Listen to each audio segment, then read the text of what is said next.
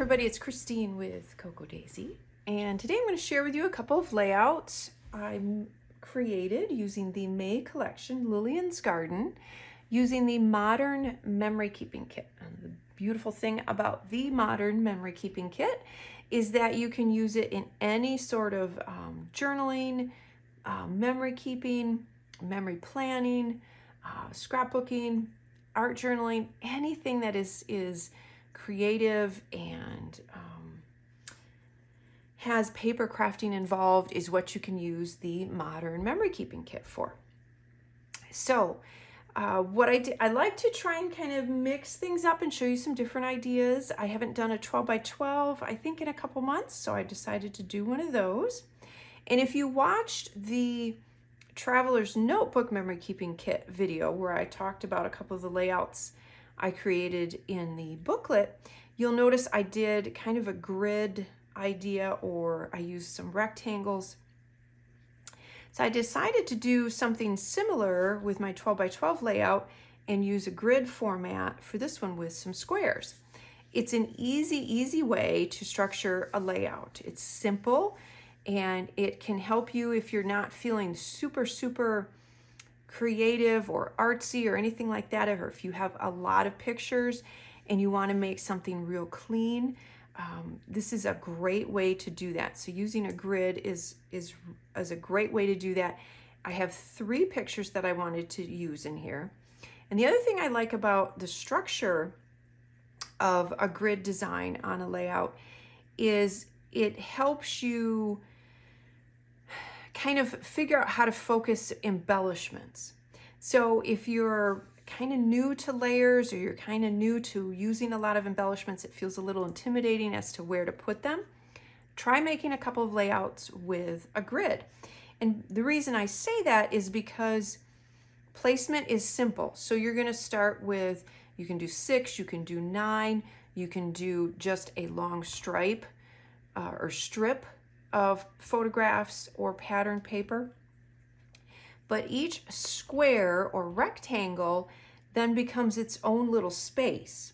And so what you can do is you can group a few embellishments on each one, and it kind of takes the guesswork out of it.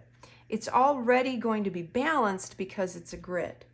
And so then you can just kind of go and build from that. So it's a great starting point. Like I said, if let's say you haven't done this in a while and you want to get back into it, or you have a bunch of, the kit came with a bunch of great fun embellishments like this one did with the buttons and these fun little layering acrylic pieces, and you're a little intimidated, like, how do I use them? What do I do with them?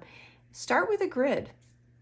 Because if you start with a grid, like I said, then each square becomes its own little spot. And if you add a little something to each one, it's still going to look balanced and it's still going to work, and you're not going to feel like things are laying off just random.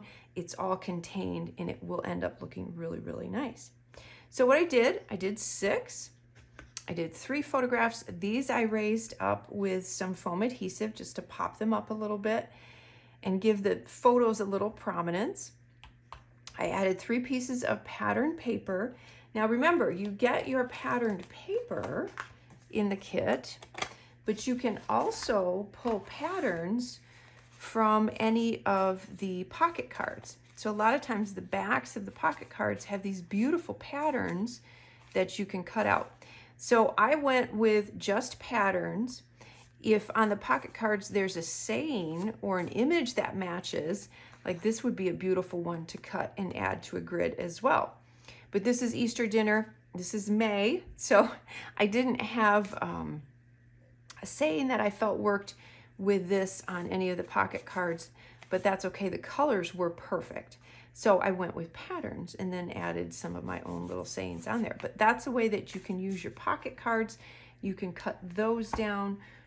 You can always cut down the larger ones as well.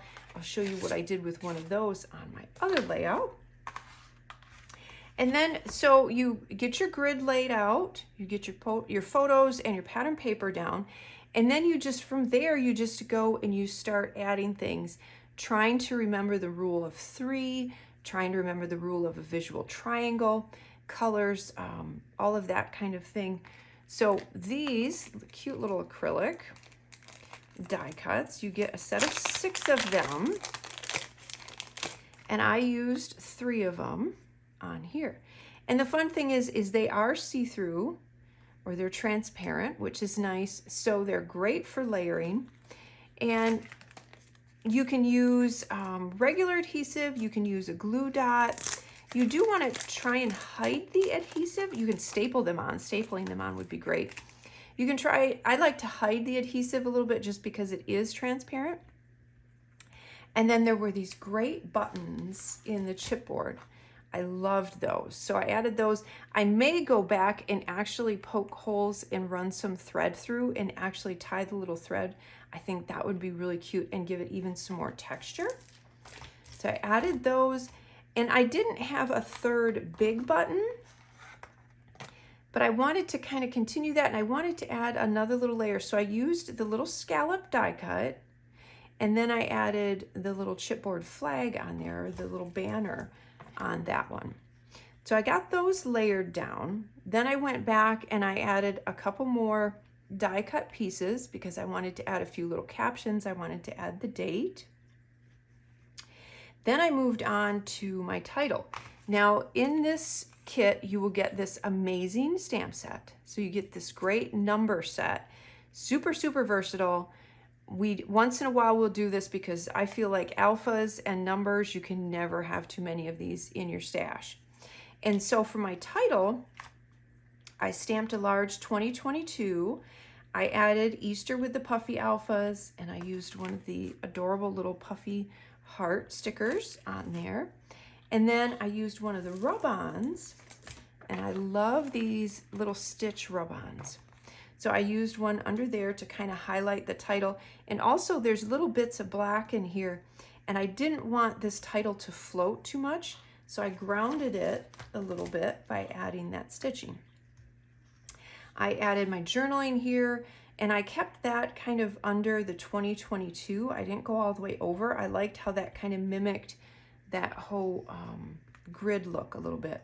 So I added my journaling there, and then I went back with my glitter dots, and I just randomly placed some of those in there just for another little layer and a little bit more texture on there. And that is how that turned out. So I really encourage you to try the whole idea of a grid design. It's super easy, it's simple, and you can make it as layered as you want or as simple as you want. And it's a great way to use up the embellishments.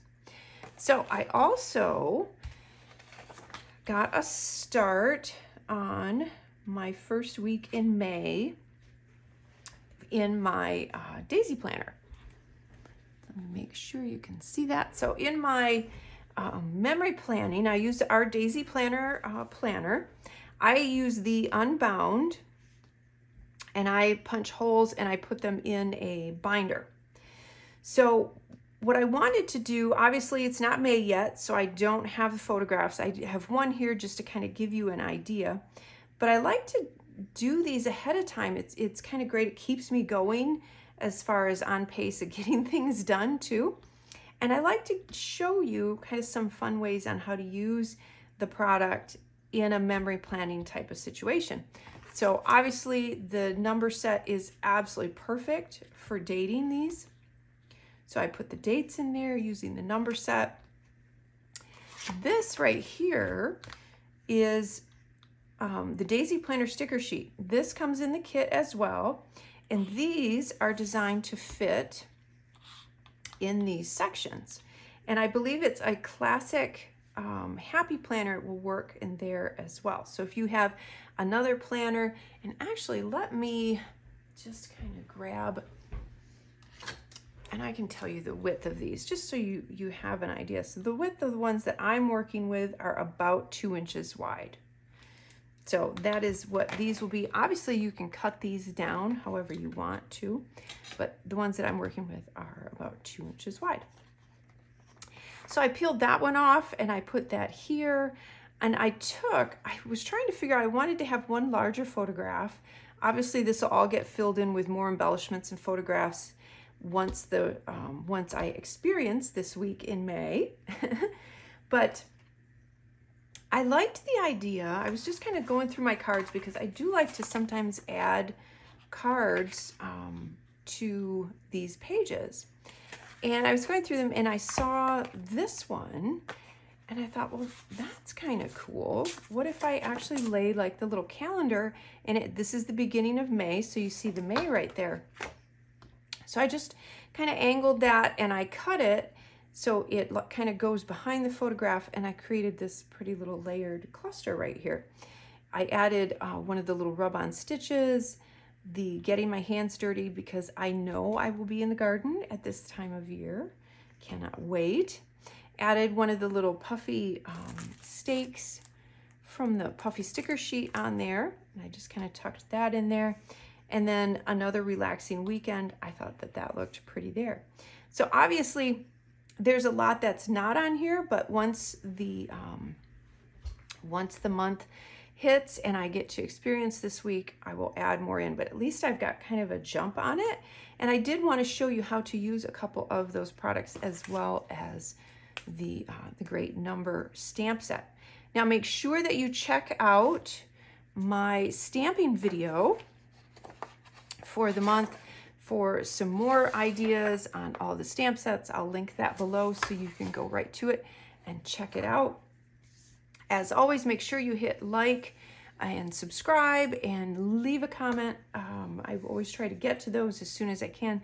I will answer your comments. Sometimes it's not right away, but I will, I promise. But that is a couple of layout ideas using the May collection, Lillian's Garden, in the Modern Memory Keeping Kit.